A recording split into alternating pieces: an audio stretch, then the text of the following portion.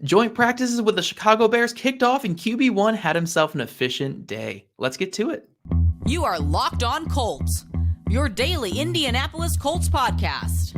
Part of the Locked On Podcast Network, your team every day.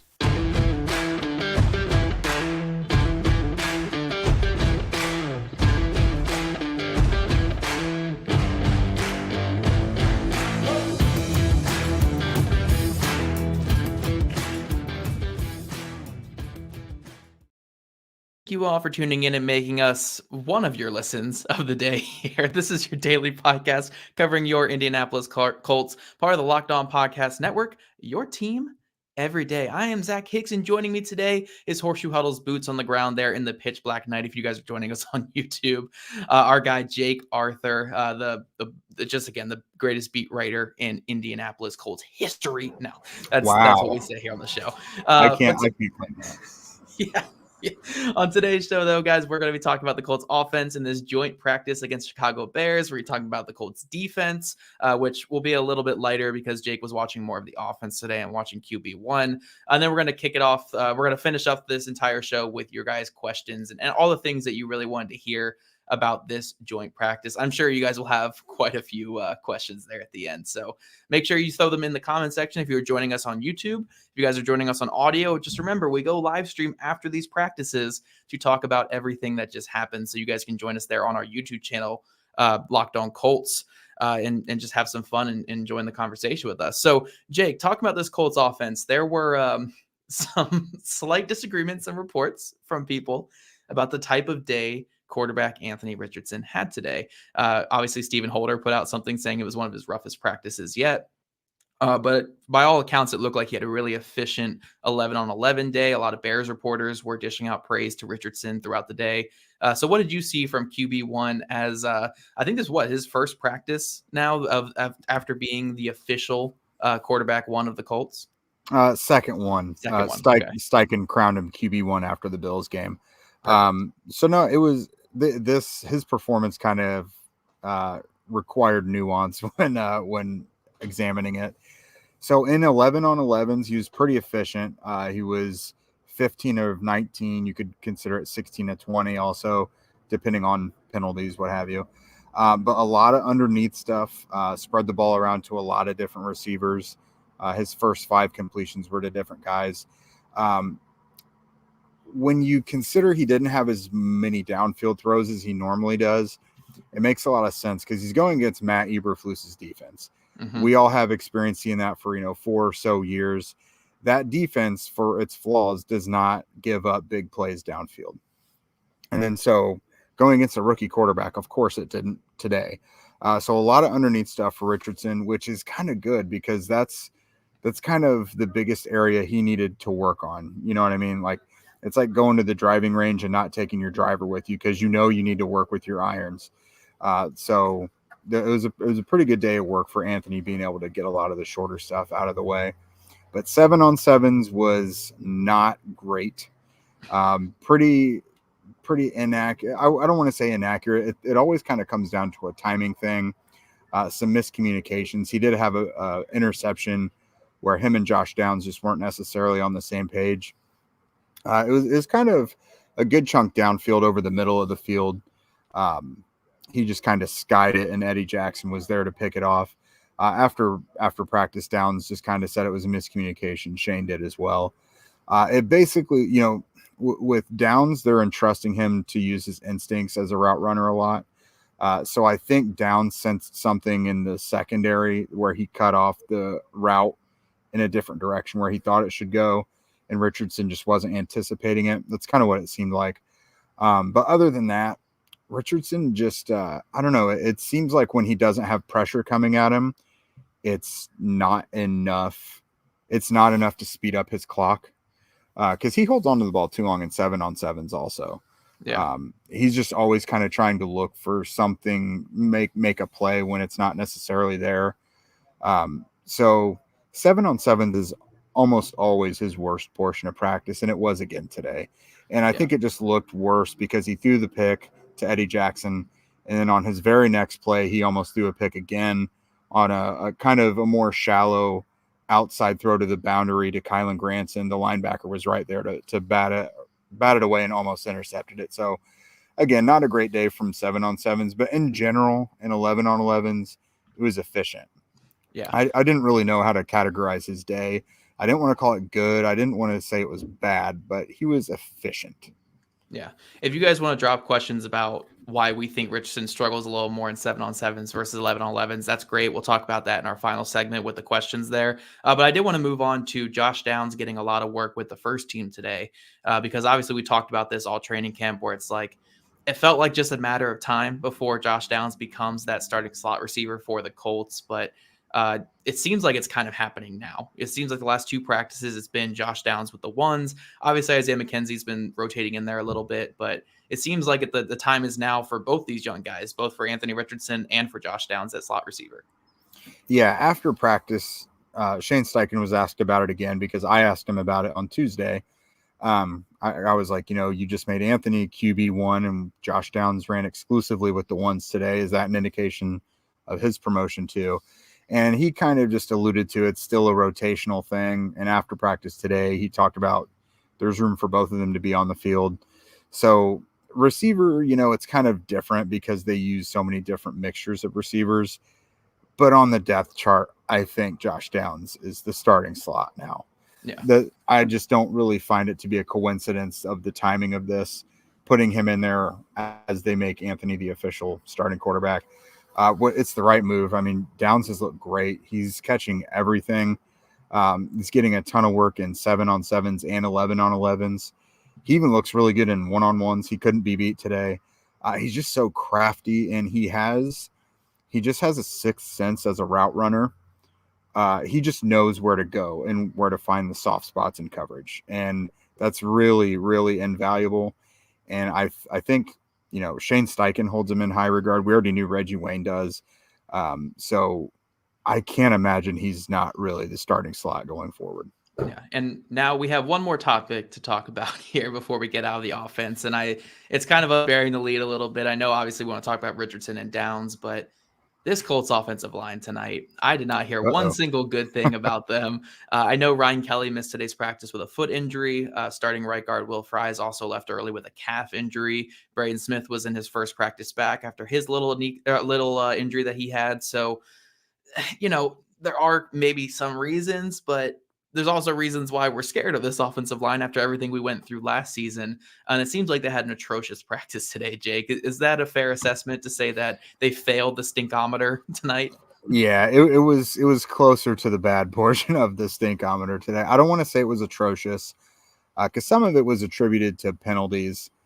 They didn't really get much going in the run game, and they did give up a couple sacks. But again, Anthony's holding on to the ball for a while.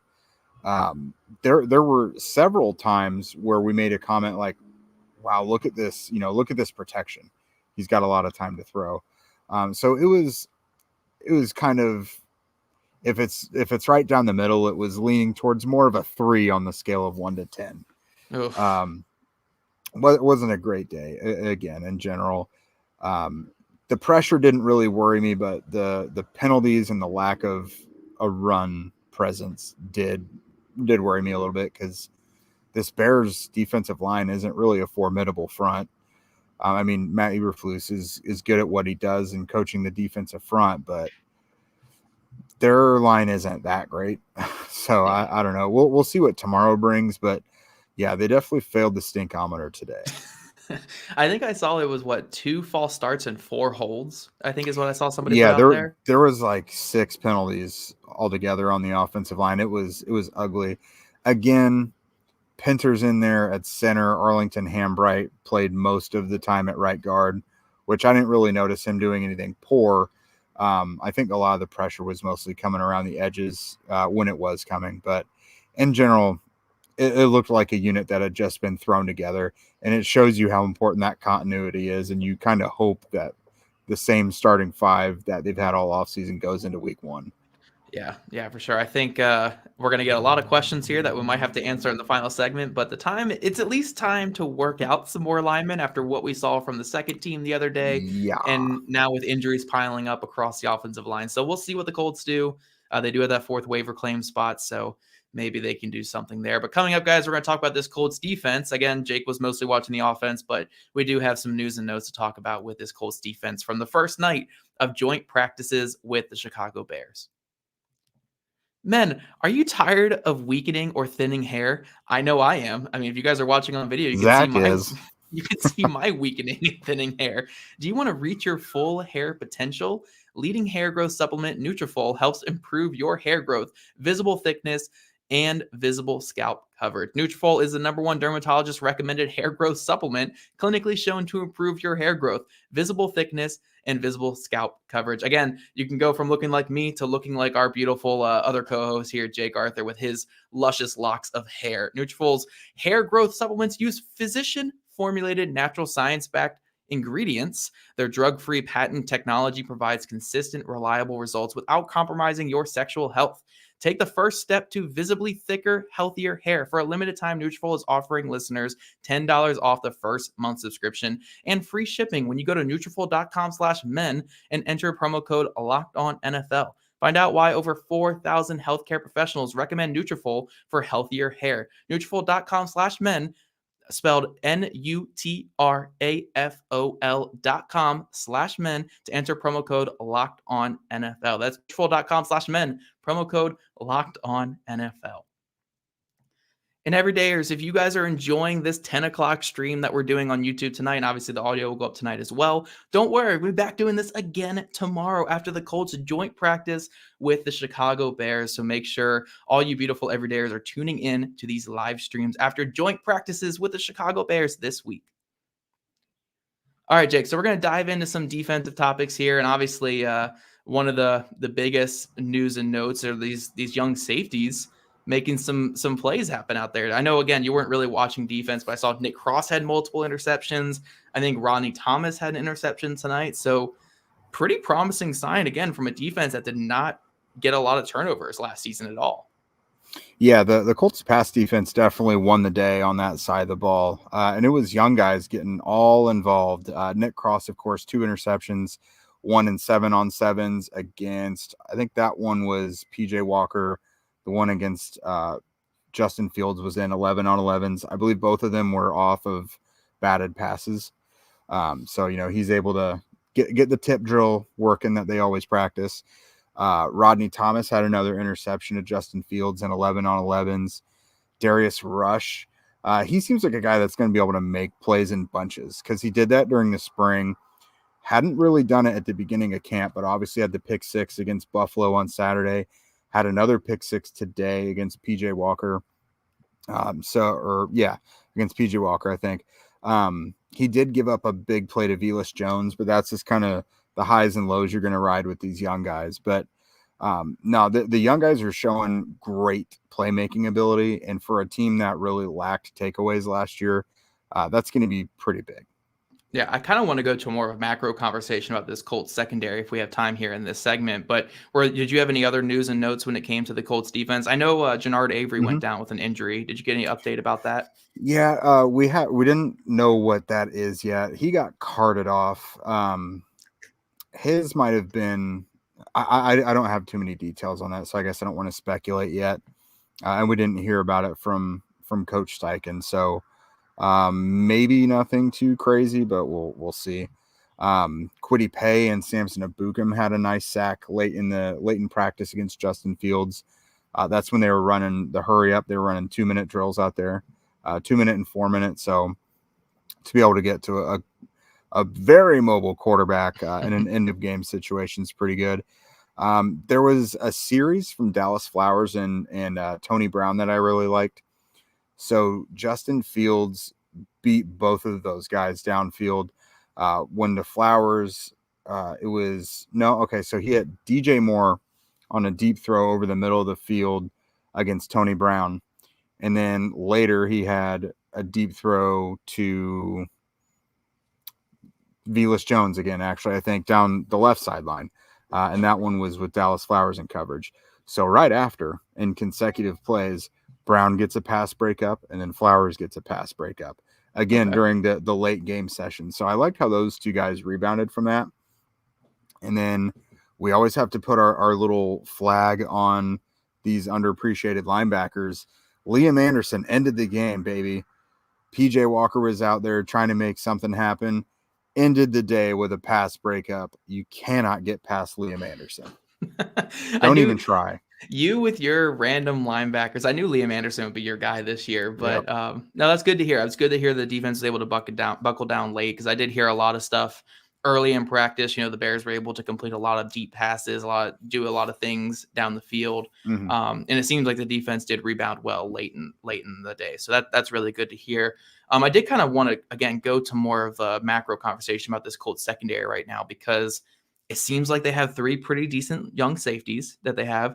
And obviously, I think this cornerback group is really starting to figure itself out, what we're going to get from this cornerback room and kind of what the rotation is going to be. So would you agree with me right now, Jake, that if the season were to start tomorrow, the 2 starters at corner would be Baker Jr. and Dallas Flowers would be your 2 starters. And then you would have Juju Brents and Jalen Jones as your next guys up on the outside? Yeah, talking strictly about the outside, not including Kenny in the slot and Tony Brown in the slot. That's how it would be outside. Darryl Baker and Dallas Flowers outside, Jalen Jones and Juju Brents on the outside with the second team. That's how it's been so far. I think Darius Rush is going to be catching up quickly, but Jalen Jones he's been the only constant among those rookies, and he's had a really strong showing. He's not been like outstanding or anything, but he's progressively getting better, and he's not constantly getting beaten. So he's had a really strong off season as well. But again, I think it's just a matter of time till Rush kind of pokes his nose in there again.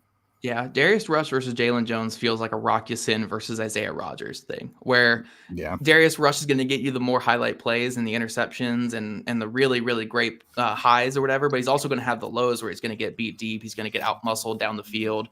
He's going to get beat by a really good route or whatever, where Jalen Jones, just like a Rock Ya-Sin, is just going to be on top of every route. He's going to be really competitive. There's not going to be many interceptions, but there's going to be a lot of pass breakups. So I think that's a really interesting battle there. And honestly, again, if both these guys are playing well, I'm not complaining. We need these young corners to be stepping up. So really interesting there with the cornerback room. And then safety room, we actually had a good question here that I didn't want to save to the end. They're going to have to find ways to get Nick Cross on the field, aren't they, this year? Yes. And I think what we can say these last couple practices, and you could see a little bit in the game. He didn't play too much in the game, but it's like, I do think Nick Cross is going to play himself into a position where it's like, yeah, I think we need to get him on the football field this year, even if that's at the expense of Julian Blackman coming off a little bit more, or an extra linebacker coming off more, because you don't want to sit this 21-year-old athletic freak and not get him the experience that he needs. Yeah, and I've kind of gone from thinking he's a guy you have to get on the field and find reps where you can, like an EJ Speed. And eventually I think I'm going to get to the point where, when is he your starter at strong safety? Because, Julian Blackman is going to be a free agent. He, unfortunately for him, is no stranger to injury. He's only participating today in like his second or third practice of camp. And Cross has been out there the whole time looking good. He was running out there with Rodney Thomas a lot today. And yeah, his trajectory is only going up. Like, they can't just shut him out of the defense like they did last year. It's a totally different scenario this year than it was last year. But regardless of whether he's the starter, he has to get snaps. And then he's eventually probably going to be the starter. Yeah, I think it's really interesting, again, this young defensive backfield, where I'm not going to crown them by any means. I'm not going to sit here and say, oh, this group is going to be amazing. The Colts are in a great spot with these young guys, because it's going to be like the Anthony Richardson thing, where it's going to be some really bad moments, but there's going to be hopefully some good moments in there as well. But I'm really liking how these battles are turning out. I'm liking how these guys are playing. We're not seeing a bunch of guys shrink under the pressure of these camp battles, and you're seeing guys like Nick Cross and Darryl Baker Jr. and Dallas Flowers all come out better for it. So I'm excited for this defensive backfield, even if it's not going to be perfect this year. Yeah, for sure. Again, there's going to be a lot of growing pains. We're going to have to hear fans call guys busts and that they're no good a lot. But again, it's just like an offensive tackle. He gives up one sack, which negates an entire game of being a stalwart.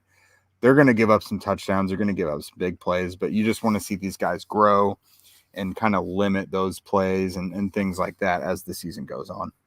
Yep, for sure. Now, coming up, guys, we're going to go to some of your questions. Again, if you guys want to leave us questions, if you're listening on audio here, join us for our live streams throughout the week, and you could really enjoy a lot of questions and really interacting with us after practice. So coming up, we're going to answer some of your guys' questions about this joint practice with the Chicago Bears. All right, so first up, we got our guy, Techno Gamer. Techno Gamer is joining. He's always the first one in here, so we have to throw him up here, obviously. But how are the linebackers looking? Is Shaquille Leonard still looking good out there? I didn't personally hear anything about the linebackers tonight, but did you see anything from Leonard or the other linebackers tonight?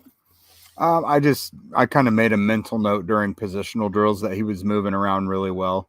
I didn't really notice anything from him in the team drills. Again, I only saw like 20 minutes of the Colts defense in team drills, but no, Leonard looks good out there. I mean, this is honestly probably a really good team for him to go against right now, because I think it was Gus Bradley said the next thing they want to see out of him is just tackling consistently and things like that. That's kind of the next check mark he needs to hit. And this is a Bears team that's very, very run heavy. So he's going to get all the opportunity today and tomorrow. And then if he plays Saturday, to kind of check those boxes. Yep, we got our guy, Cinefinity and Beyond. Cinefinity and Beyond, I believe. He says, for the love of God, sign Reisner or Norwell, free agent right guards that are available right now. I knew we were going to get some comments and questions about this, but look, I'm not saying that. Like, here's the thing. If an offensive lineman is still available at this point in the offseason, odds are they're not going to be that helpful for your team because the whole league just does not, like, the whole league doesn't have quality on the offensive line. Like, that's just not a thing across the league. So there has to be something with Dalton Reisner still being available, with Andrew Norwell still being available. So I'm not saying these guys could not be upgrades for the Colts, but like thinking that the Colts are going to find a perfect fix out there at this point in the offseason, I don't think is realistic, even though I do agree that, like, why not just bring in some more bodies at this point? There's enough injuries. There's enough poor play with the second unit. Why not bring them out there? But I don't think there's going to be that instant fix out there and free agency at this point in the offseason. No, I agree. And it's kind of let the best man win, but you're so close to the season now that it's like, if you were going to do it, you should have done it a month ago. There is kind of a clear weak spot right now on the line with Will Fries. And shoot, even some depth would help. Like, Dan Skipper has not erased the concerns in pass blocking that you thought. So, I mean, it's not just Fries either. Like, Fries could get them through the season, and I don't think it'd be a big deal. But you're still looking for depth in some other areas. Yeah, for sure. We did get a question from David here asking about, did Jonathan Taylor show up today or not? Because I think we didn't address that at the very top of the show. But Jonathan Taylor was away from the Colts again today with a personal matter. We're not going to speculate anything more than that, though, because you guys know us. We don't like to speculate on that stuff. But they did say it was an excused absence for him today. So that's all we're going to say. We've talked about this enough here. Well, from the people I've talked to, because when I reported, the Colts released a statement, there was a lot of people just thinking this is like another layer to the saga. My understanding from, people I've talked to and from what they've heard is this is like a legit excused absence. Like, it is a real personal matter. He has to go 10-2 away from the team. So I'm going to err on the side of, keeping him in my thoughts for whatever is going on. Like, I'm going to try and compartmentalize and keep this away from the ankle and the hold in type of stuff. This seems like a legit thing a person is going through.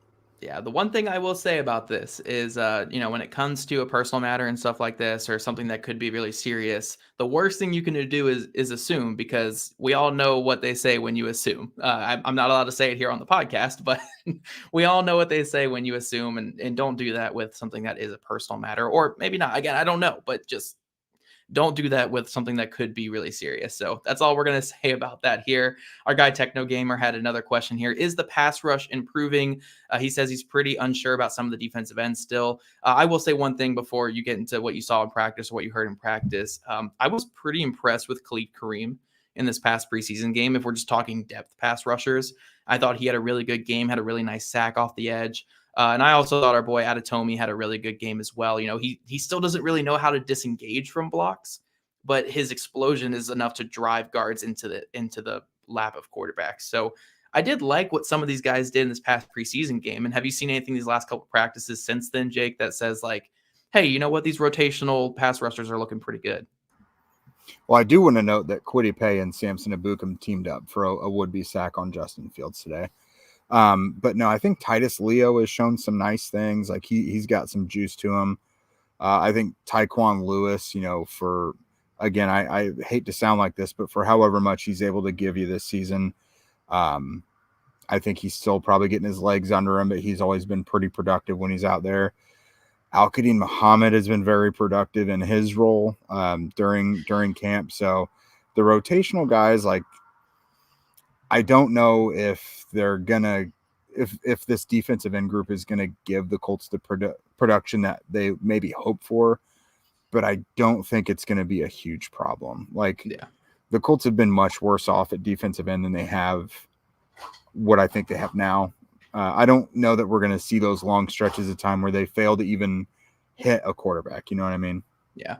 I think having a trio as your top defensive ends, a rotational trio of Kwity Paye, Samson Ebukam, and Dio Dangbo is going to be really solid for the Colts this year. So obviously you're looking at other guys below that to make the team and see if they can provide anything. But I think that top trio is going to be really solid. You have two of those pass rushers going into year 3, hopefully really healthy this year with those two. And then Ebukam is a really quality pass rusher that they signed in free agency. So I think that trio is going to be fine. I'm not too concerned about them. And obviously I'm not concerned about DeForest Buckner either. I think I can live with the fact that, like, maybe you don't have like any premier pass rushers, but you do have edge guys that are all decent run defenders as well. Yeah. I think having a handful, pretty much almost all those guys are multifaceted. They're not, you don't really have any designated pass rushers in this group as far as we know. Yeah. We have another question here. Could anyone supplant Tony Brown at slot corner number 2? I know Jake and I have talked about this a couple of times on the podcast this offseason, saying like, hey, why not get a Dallas Flowers in there as the backup slot corner just so you don't have to keep a Tony Brown? And we're not saying this because we dislike Tony Brown by any means, but it's more so that you can keep more of these younger guys here. But so far in camp, it really doesn't feel like the Colts are trying out anybody else at slot, right, Jake? Well, Chris Lamons has seen a lot of work there too. I mean, we saw him out there Saturday. Like, he's gotten a lot of run with the 1s, 2s, and 3s at slot. And again, I'm not super sure why. Like, he hasn't looked like a detriment yet, but he's going to be suspended to start the year. Yeah. So if he sticks around on the team after his suspension, I imagine he is the next in line in the slot. Okay. And for what it's worth, I think Trevor Denbo might be your emergency nickel. Or maybe Nick Cross. They did mention Nick Cross a couple times. Yeah, I mean, Julian Blackman and Nick Cross factor into that as well. But as far as guys who aren't coming in from really a different position necessarily, or are utility guys, but I mean, I did hear Ron Miles talked pretty high about Nick Cross doing some slot stuff as well. So who knows? We could see a safety come down there. We'll have to see how it comes down, how that numbers game plays out. 2 quick questions. We'll touch on these pretty quick here. We have a question on how much Anthony Richardson's going to play this Saturday, if we've had any news on that. I believe we haven't heard anything about that yet, Jake. I don't think Shane Steichen has said anything about that. But no, he got asked about it again tonight after practice. He said they're still working through it. If I had to guess, he'll probably play a series or 2 on Saturday and then perhaps not at all in the 3rd game. Yeah, that makes sense. That totally makes sense. Just my guess. Yeah. And then we have one more question here. Will Jelani Woods get out on the field this offseason? Hamstrings, man.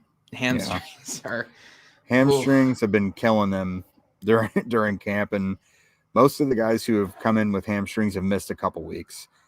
So Woods hopefully is going to get back soon. Luckily, he's not a guy you need to see a ton from to know what he's able to do. But I mean, still right now, Kylan Granson is running away with everything because Mo Alley-Cox has also missed a week and a half with an ankle, and Will Mallory's finally back. Drew Ogletree has a shoulder. You just want to see all these tight ends out there, like, because these guys are missing a ton of reps. Yeah. Well, I mean, Kylan Granson's eating them all up, but we know Kylan Granson has had a phenomenal camp. Yeah, but we know what he is at this point. Like, I honestly don't even need to get reps from Kylan Granson outside of just building that chemistry with Anthony Richardson, because like We know what he is. He's going to get you like 400 receiving yards this year, be a really solid dude. Yeah. But you want to see these other guys out there for sure. Yeah, absolutely. And so everyone, with that, I think that does it for us tonight. We'll be back with you guys tomorrow, another night practice, probably about the same time. Before we move on, I want to remind you guys about this new thing that we'll be doing before every home game. So there's going to be a 4-hour tailgate over at Nevermore at Union Station. Starts this Saturday. And for an hour of that, each pregame, I'm going to be hosting kind of a special pregame show of Locked On Colts. I'll link the link for tickets and everything like that and all the information in the show notes, but it's a great deal. You get like an all-you-can-eat buffet, an open bar, which that's nice. And then, there's a ton of games. I don't know if you guys have been there yet, but that bar is really cool. But shoot, no, I can't encourage you guys to do that enough. Also, obviously, I want to see all you guys out there. I'm used to talking to you guys on here. So come on out and show some love and have some fun at the game. And it all gets wrapped up in time to get over to the stadium as well. Yeah, if you guys show a lot of love to Jake this season when he's doing all those live streams and those live performances out there, maybe I'll make the drive out there for one of them if you guys really want to. I'll make the long drive just so I can see you. Only beautiful. If it's going well. I know. I just want to see all you beautiful everydayers in person yet again. So if you guys don't already, follow at Locked On Colts, at Jake Arthur NFL, and at Zach Hicks 2, all on the beautiful platform that is called X. Also, subscribe to Locked On Colts podcast on YouTube or listen to your podcast. We love your guys' ratings and reviews, and we'll see you guys back here tomorrow night.